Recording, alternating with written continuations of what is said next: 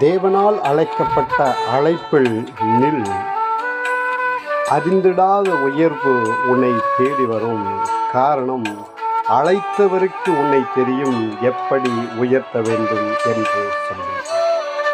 நீங்கள் அழைத்த அழைப்பில் நிரந்தரமாக நிற்கும்போது, வலதுபுறமும் இடதுபுறமும் சாயாதபடி தேவனையே சார்ந்து நிற்கும்போது, உங்கள் அழைப்பு ஒருபோதும் உங்களை அவமானப்படுத்தாது.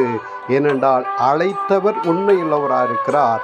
அழைப்புக்கு உத்தரவாதம் தருகிறவர் அவர். ஆபிரகாமை அழைத்தார், உத்தரவாதத்தை அவரே கொடுத்தார். ஈசாக்கை அழைத்தார், தானியேலை அழைத்தார். எல்லாருக்கும் உத்தரவாதம் அவரே கொடுத்து அவர் சொல்லுகிறார், அழைத்த நான் உண்மையுள்ளவர். நிச்சயமாய் உன் அழைப்பில் நிலைத்திருக்கும் போது உயர்வு உன்னை தேடி வரும். என்றால் உயர்வை கொடுக்கிறவர் நான் தான் என்று சொல்லி அவர் நமக்கு உறுதி அளிக்கிறார்.